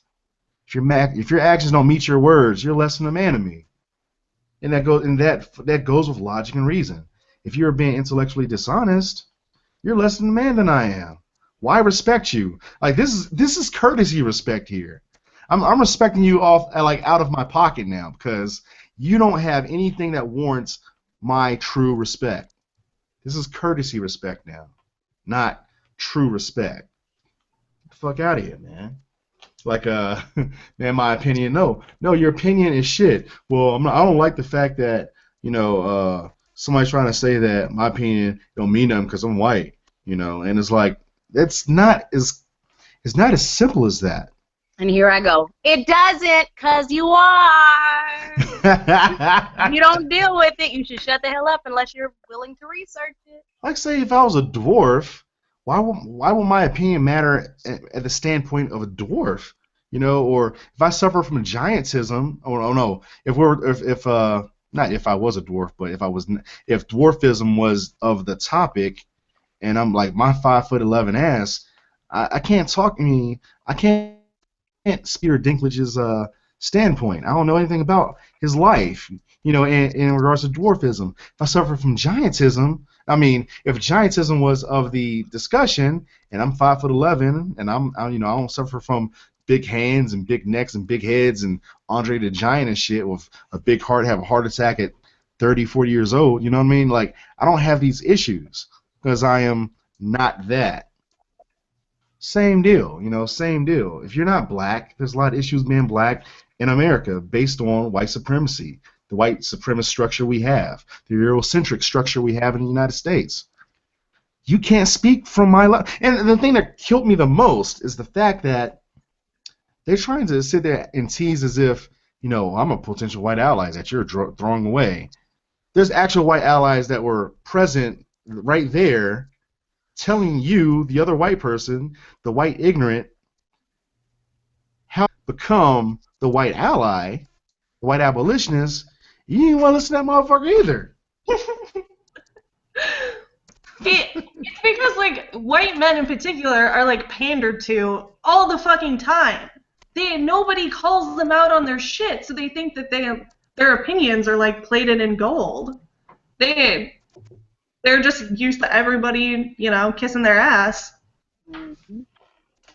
Yeah, it's like, I said this earlier before the show began. I was talking to Rachel. I was saying there's not a single activist out there that was like, you know what, I'll say an Asian activist, someone who's on the other side, you know, using their sociological privilege against the system. There's not a single person of that make that was like, you know what? You say what? Not these days. There was a couple of them that led revolutions. No. Like, let me finish though. Like, there's not a single person, like an activist of that make that was like, you know what? That one person on the other side, you know, they talked to me really nice, and that just turned me in, man. Like, I threw in all my chips because they talked to me nice at all times, and wow, you know, that guy was so nice to me when I was talking about their struggle. Wow, I'm so glad they included. They said not all whites. I'm so glad they said not all men. Mm-hmm. I'm so glad they said not all straight folks. I'm so glad they said not all Christian. Wow. So when they said that, it just moved my heart, and now I'm all in. And this is why we're here. And this is why I'm fighting for these guys right now. That never happened. That never happened. I'd love for someone to show me that shit in world history anywhere. It doesn't take place. Someone who is all in is an intrinsic is based on intrinsic values, intrinsic rewards. Does it make sense? I tell people all the time, me being nice to you is not going to do anything but give you more of a reason to say, oh, she's so sweet, she's nice for a black girl, and then move around. Yeah. But if I tell you my issues as a black woman, you're going to sit there and everything that you claim you don't feel about black people, you're going to think about it with me. I'm the bitter black bitch. I'm ignorant. I'm lost. I'm mad. I'm this. I'm that. And you're going to sit there and tell me, even if you pussyfoot around the subject, well, you're the reason behind why racism still exists. Sweetie, I don't matter. And that's why I don't get paid what I'm supposed to, and why I'm a part of the group that's the more educated and lower paid, denominated. It's just crap. All these excuses are indoctrinated into you to tell me to shut me up, and I'm not shutting the hell up. I'm going to keep telling you. I'm going to bring some stats. I'm going to bring facts. I'm going to bring history. I'm going to bring the present politics behind all the stuff, and you're going to sit here and you're going to deal with it, or you're going to get in your feelings and then stalk me from behind and try to shut me up like people do online. That's why I have like 10 accounts now. Doesn't matter. I'm still going to say what I need to, and I'm still not lying, and I'm still not wrong. Doesn't matter how you feel. I still want to approach that some which way, shape, or form, because, like, how come you're so attacked, but I'm not? A lot of my friends with my atheism and a lot of white people think not believing in a certain God makes them more open-minded until you start mentioning sexism, racism, systematic bullshit.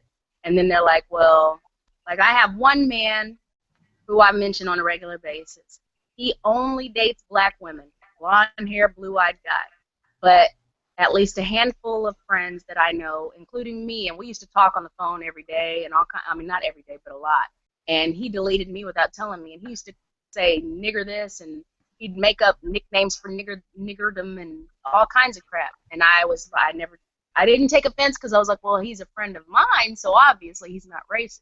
But once I started paying more attention and speaking on my history, he deleted me and a lot of other people for being pro-black. And when I asked him why, I was like, but you say nigger, and I didn't take offense, so you're taking offense to me talking about white racists? And he just sent like a thumbs up, and he's like, whatever. Like, he didn't even want to go there because he knew it was true. Because he has a black fetish. He's not a non-racist or anti-racist. He just likes having sex with black women and dealing with black females. And once you cross that threshold of black pretty girl to black pretty girl aware of her blackness holding all the people around her down based on that, it's not our fault. It has to go somewhere. Then it's like, I don't want anything to do with this. Let me leave this alone. She's bitter. She's broken. She's angry. She's everything that they loved about me when I spoke up against religion, they hate about me for speaking up against systematic racism. Yeah, they think they're a better person for it. That dude, he had a fetish for black bodies, but he ain't no fetish for black thought. And that's what that's that problem there, you know, is that it's that black thought. Black thought is just as policed as our bodies. Can you picture this here? You understand what I'm saying? Our thought is just as policed, if not over policed, than our own bodies. God damn. Well, they were raping black women legally until 1980, so I can't even say that the past is the past, because the first case of someone being found guilty for raping a black woman was only because of the manner he killed her. So no telling what happened after then and how often it happens and regularly it happens and why we as women, black and other, don't speak up on sexual assaults. But there's a lot of issues that a lot of people in this country believe not talking about it is going to help. And that's not going to help any more than in your marriage being broken. You not speaking to your spouse about it because you don't want to hurt their feelings or you don't want yours hurt, because that's just still going to keep the problems. And but the status quo benefits white people. That's why they want you to shut up, because they want the status quo. Yeah. They want the emotional satisfaction of being like, oh, I'm a nice person, but they still want those actual benefits of being white, you know, of the white privilege, and you know, you have your need it too. That's true. As a matter of fact, somewhere on that article, I mean not an article, but on this thread, I pointed out that, you know, someone said, like, you know, Kat, you know, she's liberal. Look, only thing that you highlighted, only thing this whole thing highlights is the fact that this is a difference between a white liberal and a white progressive. You know, white liberal, Kat, and white progressive, Nat. And that, you know, I thought it was witty because it rhymed. It didn't sound that good in the podcast. I'm not that funny. I got to live with that. But yeah, though, it's like, shit, man. I mean, liberals. Matter of fact, rewind back a bit. I had this one episode of Soul Brother Number One of a Kind. It was nothing but me and Eli. You know, Elijah Hamilton. It was the episode called The Book of Eli, and I asked him about what is his thoughts of. Y'all know Elijah Hamilton, right? Yeah, I think so. Yeah, he's a white abolitionist speaker. It's kind of like all in. He's like white Pan-African guy. Anyway, I was talking to him and stuff like that. I was like, so what's your take on liberals and conservatives in America? Because it's like his first time he's actually like engaged in politics of America, which is what I told him that he has to, because that's where the power is. So, excuse me, belching this wine. He said that conservatives are the attack or assault wing of, I'm paraphrasing here, but conservatives are the attack wing of white supremacy, and liberals are the deception wing of white supremacy. And when he elaborated on that, he said that conservatives, like, their job is to attack and assault and demolish obliterate black people as they are, like in any realm of identity, physical identity, mental identity, sociological identity. That's their total job. Whereas the white liberals' job is to appease us, like, stop they're like, don't get any guns, be anti-gun, and don't be bad like that, be really nice at all times and shit like that. And when he said that, I was like, I'm going to steal that from you. Then he said, it's okay because we as white folks been stealing for y'all since day one. It's pretty the funny part of that part. I highly recommend that episode to everybody. As a matter of fact, I want to probably send the link to everybody with that one. But yeah, though, what do y'all think of that? You all across, you have to find that. Start with you, Zach. What do you think of that assessment? I think it's a pretty accurate assessment. I think that I think there's a case to be made there. I don't know that if I think a portion of it might be unintended. I think I don't think it's necessarily like an institutionalized thing where it's a group of white people have gotten together and been like, this is a great opportunity for us to see maybe in the upper echelons of the political society, but I think a lot of it is selfishness on liberals. Like I said, they want to feel good. They want to feel good about, oh, I'm not a racist, and oh, I know about the black person's struggle and stuff like that. But at the same time, they don't want to give up, somebody not following them around every time they walk into Walmart or getting pulled over randomly just because of the color of their skin. But I think in the practical sense, I think that's the way that it works out. Is that that like you said, the liberals are kind of the deception wing of the white group of people. I think that's a pretty accurate statement. Natalie, what's your take? Yeah, I think that's a really good analogy. And I'm thinking about the white liberals a little bit more. I think deception is definitely on point, but I think part of it as well is the silencing that you were talking about earlier. I think that tends to be perpetrated a lot by liberals in liberal communities, trying to basically push race issues to the side. That's a big issue in white feminism, especially. We kind of just focused on white women for a long time and pushed aside anybody else's concerns. So, yeah, I think that's a really apt analogy, and I'm glad that you mentioned it. It's really cool. Hell yeah. The Lady of War. What's your take, darling? Well, I guess I have to agree also.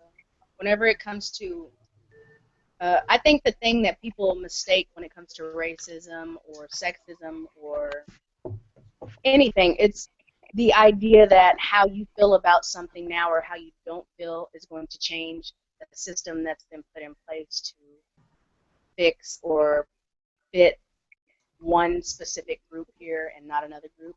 So a lot of people think that, oh, well, like Christianity. God is love, Jesus is love, and this and this and that. Well, what about the history and what about the manifest destiny? What about the witch trials? What about slavery? What about this, that, and the other? That's the past. The past is the past. This is today, and this is how I feel about it, and this is this. And I think that white people have a lot of willful ignorance when it comes to the reality of a lot of our laws, gun laws, and voting laws, and from slave codes, black codes, everything. Everything kind of forms its way, and the vernacular changes. The laws are altered here and there, but it all remains the same. So we all feel like because we're not seeing the same things that we used to see, and we're not comparing lynching by the noose to lynching by the bullets as the same. Or by the lead poisoning. Yeah, the genocide Flint. by the poisoning versus them shooting us up with B and not letting us know, and the HIV and all this other stuff. Like, these are things that are constantly put in place, but it's always, well, give me facts, give me links, give me proof, give me this, give me that. Well, sweetie, me not being able to prove that you're trying to kill me or you're about to kill me isn't going to change the fact that it's happening. And this is one thing that's the biggest issue that I have with a lot of people that tell me constantly, you need to give me proof of this. I have this, that, and the other. Well, that's from 50 years ago. Why would anything change just because one person died off and the next is up to bat? Like, this is ridiculous. Stop trying to be seen as correct whenever it comes to one specific argument or debate, and actually consider the fact that there's a bigger picture here than you're willing to even bother researching about. Because Yeah. a lot of us are affected. It's just you're affected positively and we're affected negatively. Yeah, I agree.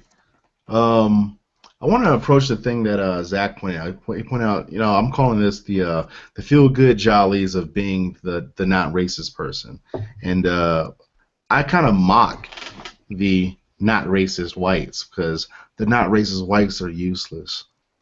It doesn't matter if you're not racist. What matters is if you are actively against racism. Because if you are the not racist white person, you have a negative identity. And in psychology, I love bringing this up because white folks have a huge negative identity. America has a negative identity, and it needs to be fixed. A negative identity is an identity that's based on not who you are, but who you are not. So instead of, if I were to ask you what you're about or whatever else, instead of actually providing something substantial, you have to point to someone else. You have to point somewhere else and say, you see that guy over there? I'm not him. That's me. That's my identity. I'm not that guy over there. And the not racist white folks, they love the idea that they're not racist, but they don't want to actually challenge racism. They don't want to challenge white supremacy and the Eurocentric institutions. They just want to be not racist. So at that point, they're like, you know what, black guy, I'm going to treat you right. But at the same time, they're not going to fight against the actual racist white folks over there. That is racist, though. Yeah, yeah. Or not. If you're sitting there watching someone kill someone else and you're not doing anything about it, if you're a cop and you're watching the bad cops constantly kill the innocent, you're not doing anything about it. This is the thing. When it comes to black people, we are born in poverty. We're born below everybody else automatically, and we have to fight our way constantly out of that. If you want to be a non-racist white person, you have to constantly prove yourself a non-racist by speaking about racism and how you disagree with it and how you want to fix it, or you hope to find someone who can fix it. You can't just say, "Oh, I'm nice to this black person over here." My black. Oh, I have black friends. Yeah, that's bullshit. I have a black wife. You can have 10 black kids. It's not going to change the fact that you're not doing shit to help racism. You're not helping their future to be anything less than your black kids or anything more. They're still just your black kids. They're just your black token. They're still your get out of racism free card. That's not changing the fact that you're still a racist. You are helping systematic racism by allowing it to happen or by stepping up to the victims and saying, hey, you shouldn't talk about it this way. That's racist as fuck. You're trying to hinder the progress that black people could potentially be making because of your feelings. That's racism. Yeah, absolutely. The thing about the I am not racist white cats is that I think part of them want racism to exist, not because for starters they benefit from it, but also just to feel good about it. Is if you have a negative identity, your identity, you need a rival, you need an enemy. You need someone to fight against, or you need someone to say that, oh, I'm not that over there. So that's problematic because what matters is that other cat over there versus just simply saying I'm not that other guy over there. As a matter of fact, earlier today we talked about Hillary Clinton and why some folks will choose Trump in regards to how racism works and why other folks will not. But yeah, Hillary Clinton has a negative identity. The Democratic Party has a negative identity. Their identity is really built on, you know what? Hey, black folks, vote for us because we're not those racists over there, without actually providing any answers to racism and white supremacy or any economic issues or any health issues, whatever else, police brutality and stuff like that in the black community. So they don't seek to actually provide any answers. They only seek to just, benefit from, the niceties versus actually having any substantial answers to problems. So if you have a negative identity, you need that problem to exist, for you to exist, for you to say, I'm not racist, for you to feel good about yourself for being the not racist person. You need the racist to exist. If you feel good for being not racist, why would you want to eradicate racism? You feel really good by treating folks nice. You don't want to eradicate racism. That's part of you. Just being that alternative, like that doesn't answer shit, but there's that alternative personality. Fuck out of here, man. Actually attack white supremacy where it is. I'm not gay. You say what? Me walking around saying I'm not. It's like straight people walking around saying I'm not gay. Okay, but I Congratulations. I don't hate gay people. I'm not gay. I understand what y'all go through. Okay, so could y'all not kiss in public? Could you not make everything about you? Could you not be doing this on TV? Could you not let us see you all the time? The same crap. Yeah, actually, only homosexuals can flaunt their sexuality. Yeah, but only actually, this is where Natalie helped me out. This is where I was a student and she was a teacher. It was in regards to the gay community, And I used to be far more conservative, and it's a shame that conservative means you are fucked up, sociologically. But I was far more conservative in regards to gay relations in America, and I was the guy that was like, look, I'm not the guy that hates gay folks and shit like that, but I didn't really do anything to oppose, or I didn't use my intellectual power to oppose any institutions that were oppressive or suppressive to the gay community, at the time. So, but here's the thing that helped me out that I know because I made that move, was that when I asked questions, I was very real. I wasn't being sarcastic. I wasn't arguing just for the fuck of it. I wasn't trolling. I actually asked questions. She answered them suckers. I was like, oh, okay, so that cleared things up. Number two, I had a memory, because people say the Jerome guy. He's the type of dude that, and I know y'all saw this cat before.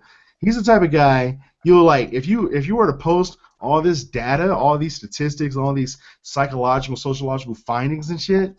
3 weeks later, he'll act like he never saw them shits, and he'll demand them things again. That's that guy. That's that motherfucker. That's that fuck dude. I didn't do that. I had a memory. So anything that I was told or learned, I actually learned it. It wasn't like, hey, provide proof of this, provide proof of that. Nah, this motherfucker provided proof of that shit 3 weeks ago, last month, 3 months, 2 years ago. Remember that shit, having a memory, and I actually fucking cared. So yeah, she didn't have to talk to me nice. She called me a fuck, man, fucking fuckhead, get the fuck out of here. Being nice didn't matter. It didn't matter. That's an excuse people use. Yeah, it is. If you just cannot handle the idea that you may not be right, you can just say, oh, well, with that attitude, it's no wonder nobody listens, and then you just leave it alone. Pretend it doesn't exist. But people who actually care about actually being right whenever they speak on what they speak on, they're going to actually do the research and then leave it open for other people to say, hey, this is wrong, check this out, check this out. I've done it several times on Facebook alone. Just social media has, I thought my mind was open before, but whew, if my mind was like open vagina, it was like porn star vagina now, because it fully dilated. I have been more open-minded than ever, and I'm like, oh, thanks for letting me know this. Okay, thanks, I didn't know that. And then I'll just shut up, because I'll speak well, no, this, that, and the other. Oh, you're right. Okay, well, I thought this. Oh, well, thanks for letting me know. I don't just sit there and say, oh, nope, I can't be wrong, so I'm not even going to listen to this crap. Because it just leaves you more open to be an old-ass fart who doesn't know crap. Yeah, that's right. Still talking about the earth being flat. Worthless. Jerome was Mr. Last Word, too. He wanted that last word so bad. I think he posted it again today. I haven't seen it. He just really wants it. He's got to be the last one. A little maniac. Oh, man. Anyway, though, I want to bring this show to a close. So, you have any last words for the podcast audience out there? Which one? Zach, you there? Yeah. Oh, yeah. I mean, no. I mean, I don't know. If I think my biggest takeaway from this was the analogy about the conservatives being the attack, the openly attacking wing of kind of the white supremacy movement, and the liberals being the deceivers. That's just such a wonderful analogy, and I'm definitely thankful that I got to hear that today for sure. All right. Got to put you on a show with Elijah Hamilton one day. You probably get a whole lot from that cat. Natalie, you have any last things to throw at the audience? I guess my thing is just like, if you're a white person, you actually care about racism, the best thing you can do is talk to other white people and call them out on their bullshit.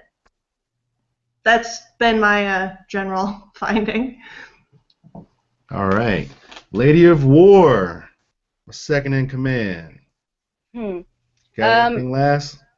Yeah, if you are a white person who believes you're not racist and your reason for that is your black friend or lover or child or your view of not seeing color, then you're most likely hiding something from yourself that you are trying to prove by convincing other people you're not racist. So check yourself.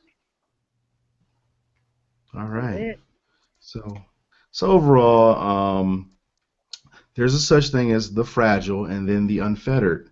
If you are fragile, you're going to be shooken up by mere language or mere speak.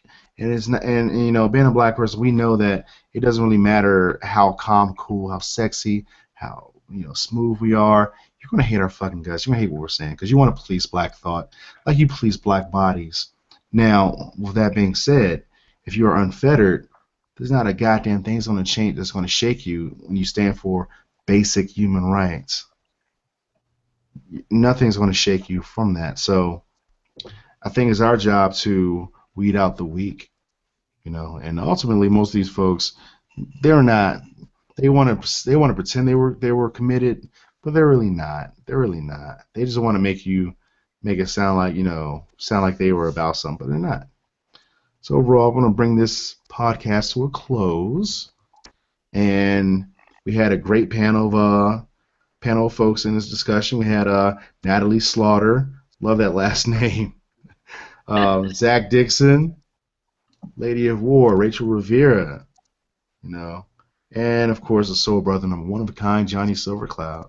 And if you really like this podcast or you want to say something and respond to this or whatnot, or you want to send some hate mail, you can call in, you can send a voicemail to 202-854-1996. That's 202-854-1996. So that's the Soul Brother number one of a kind podcast, and we're out. Peace.